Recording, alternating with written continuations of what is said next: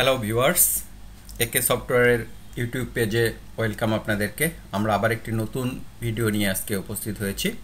আমাদের আজকের ভিডিও হচ্ছে টালি প্রাইম রিলিজ 5। আপনারা জেনে থাকবেন সেপ্টেম্বর মাসের 18 তারিখে টালি প্রাইমের রিলিজ 5 রিলিজ হয়েছে। তো আজকে আমরা সেই বিষয়টি ডিটেলস জানাবো, কি বিষয় রিলিজ 5-এ এসেছে। তো চলুন আমরা শুরু করি। রিলিজ 5-এর প্রধান যে ফিচারগুলো এখানে অ্যাড হয়েছে সেটা হচ্ছে মাল্টিল্যাঙ্গুয়াল, অর্থাৎ বাংলা। জাস্ট এটা ইনস্টল করলেই বাংলাটা চলে আসবে অটোমেটিক্যালি।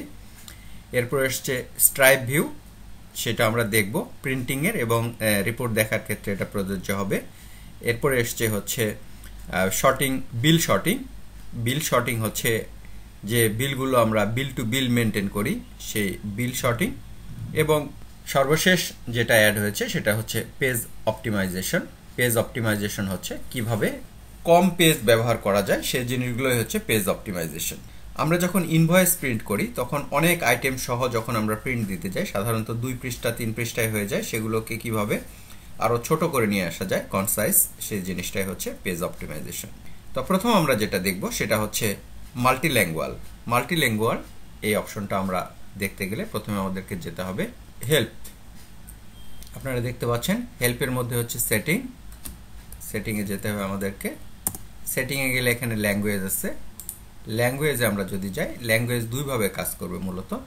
একটা হচ্ছে পুরো সফটওয়্যারটাই আমাকে বাংলায় কনভার্ট করে দিবে, সেটাকে হচ্ছে ডিসপ্লে ল্যাঙ্গুয়েজ। আর একটা হচ্ছে ডেটা এন্ট্রি ল্যাঙ্গুয়েজটা হচ্ছে শুধু পার্টিকুলার ডেটা এন্ট্রির জন্য সেটা প্রযোজ্য হবে। তো আমরা যদি পুরো সফটওয়্যারটাই বাংলায় ব্যবহার করতে চাই তাহলে ডিসপ্লে ল্যাঙ্গুয়েজ। এখন দেখুন যে ডিসপ্লে ল্যাঙ্গুয়েজে গেলে এখানে আমরা বাংলা দেখতে পাচ্ছি, ইংলিশ, এবং আমরা কিন্তু কোনো ল্যাঙ্গুয়েজ অ্যাডও করতে পারি। তো আমাদের প্রয়োজন হবে না কোনো কিছু অ্যাড করার জন্য, আমরা বাংলা সিলেক্ট করলাম এবং এন্টার মারলাম। দেখুন যে পুরো সফটওয়্যারটাই কিন্তু এখন আমাদের বাংলাতে শো করছে। আমরা যা কিছু করি না কেন সব কিছুই আমরা বাংলায় দেখতে পারবো। দেখুন সব আমাদের অটোমেটিক্যালি যেগুলো ডিফল্ট সেগুলো সব বাংলায় চলে এসছে।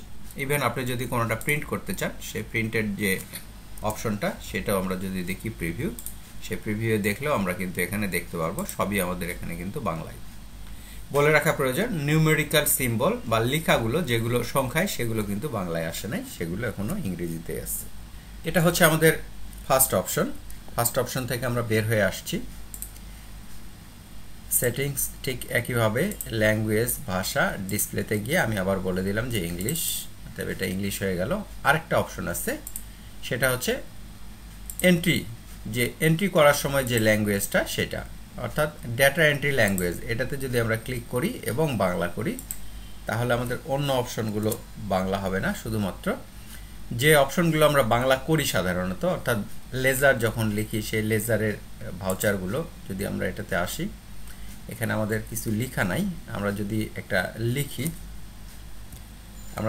লিখি, আমি যদি আমার নামটাই লিখি অশোক, এটা যদি আমি লিখি সানডিডেটরের আন্ডারে দিতে চাই,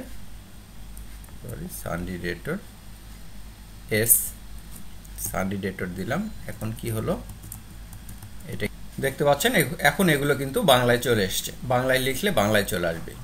এভাবে ল্যাঙ্গুয়েজের ফাংশনটা এখানে কাজ করবে।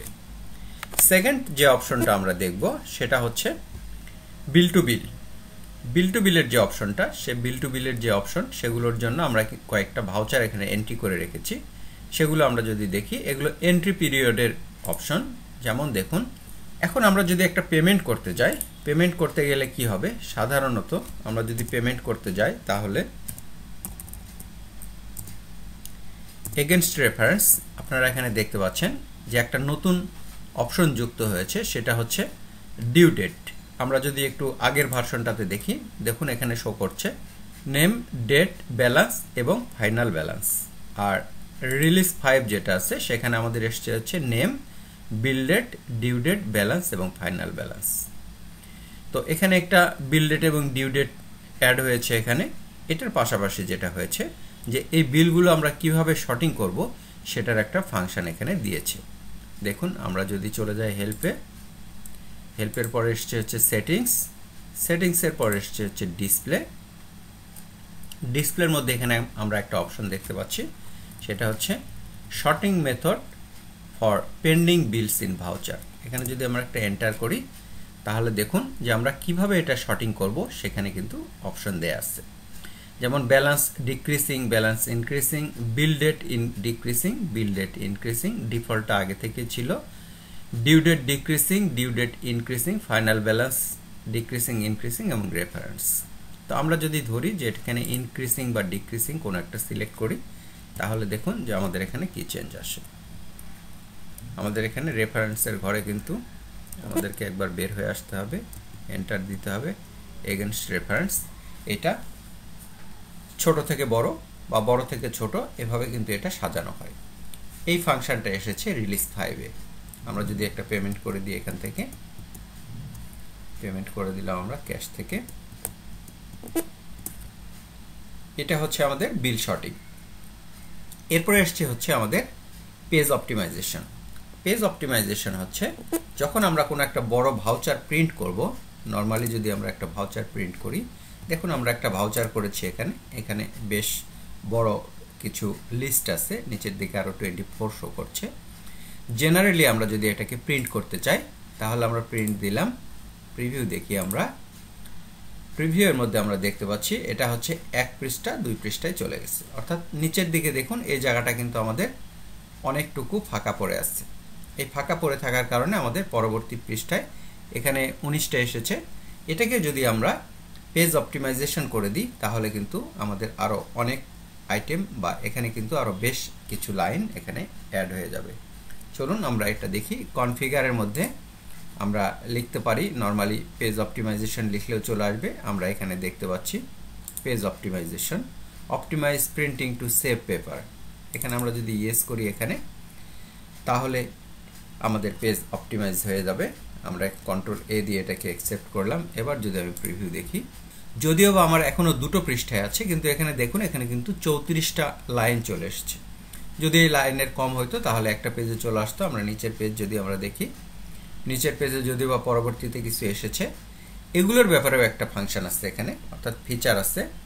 সেই ফিচারটা হচ্ছে যে আমরা পরবর্তী পৃষ্ঠার যে লেখাগুলো, সেই লেখাগুলো আমরা যদি না চাই তাহলে choose detail to show the second page onward. আমরা যদি এটাকে যদি আমরা ইয়েস করে দিই, দেখুন যে পরবর্তী পেজে আমরা কি কি চাই কি কি চাই না সেগুলো কিন্তু আমরা এখান থেকে অফ করে দিতে পারি। কারণ এগুলোকে আমরা যদি অফ করে দিই তাহলে কিন্তু অর্ডার ডিটেলস এগুলোকে আমরা অফ করে দিই, এগুলো আমরা অফ করে দিচ্ছি।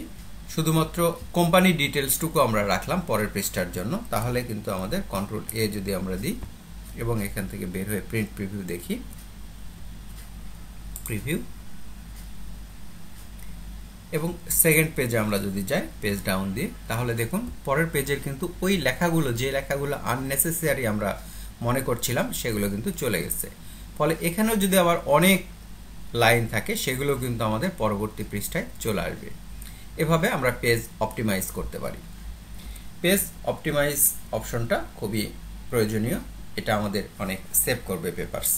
এরপর এসছে হচ্ছে স্ট্রাইপ ভিউ। স্ট্রাইপ ভিউটা কিন্তু আমরা ভাউচারেও নিতে পারি এবং যে কোনো রিপোর্টেও নিতে পারি।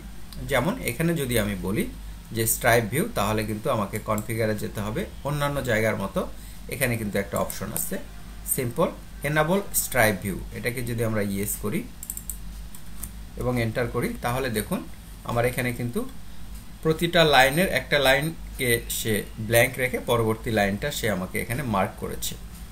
এটা আমাকে লাইন টু লাইন দেখার ক্ষেত্রে সহযোগিতা করবে। আমি যদি এটাকে প্রিন্ট করি, প্রিন্টের ক্ষেত্রেও এটা প্রযোজ্য হবে। কারেন্ট কনফিগার, এখানেও কিন্তু আমাদের স্ট্রাইপ ভিউ আছে। এনেবল স্ট্রাইপ ভিউ, এখানে যদি আমরা এটাকে ইয়েস করে দিই এবং আমরা যদি বের হয়ে দেখি যে কিভাবে শো করে, দেখুন প্রিন্টিংয়েও কিন্তু এটা শো করবে। প্রিভিউ এর মধ্যে আমরা দেখতে পারবো যে সে কিন্তু আমাদেরকে এখানে দেখিয়েছে স্ট্রাইপ ভিউ। এবং এটা শুধু ইনভয়েস বা ভাউচারের ক্ষেত্রে প্রযোজ্য না, এটা কিন্তু যে কোনো রিপোর্টের ক্ষেত্রেই প্রযোজ্য। আমরা একটা রিপোর্টে গিয়ে যদি একটু দেখি, সেই রিপোর্টটা আমরা যদি ব্যালেন্স শিটে যাই, আমরা যদি ব্যালেন্স শিটে যাই এবং এখানেও যদি স্ট্রাইপ ভিউটা আমরা ইয়েস করে দিই, এখানেও দেখতে পাচ্ছেন আপনারা এনেবল স্ট্রাইপ ভিউ। এটাকে যদি আমরা ইয়েস করে দিই এবং এন্টার করি, ঠিক এই রিপোর্টটাতেও আমাদের স্ট্রাইপ ভিউটা এনেবল করে নিতে পারি এবং আমরা দেখতে পারি। আমরা একবার রিক্যাপ করছি কি কি ফ্যাসিলিটিস এসেছে টালি রিলিজ 5-এ। এসেছে হচ্ছে মাল্টিল্যাঙ্গুয়াল, এরপরে এসছে হচ্ছে পেজ অপটিমাইজেশন, এরপরে এসছে বিল শর্টিং, তারপরে এসছে হচ্ছে স্ট্রাইপ ভিউ। টালি প্রাইম রিলিজ 5-এ এই 4টি ফাংশন নতুন করে অ্যাড হয়েছে। আশা করি সেগুলো আপনাদের প্রতিদিনের কাজে অনেক সহযোগিতা করবে। ধন্যবাদ। আমাদের ভিডিওগুলো যদি ভালো লেগে থাকে তাহলে লাইক কমেন্টস করবেন এবং সাবস্ক্রাইব করবেন পরবর্তী ভিডিও পাওয়ার জন্য। ধন্যবাদ সবাইকে।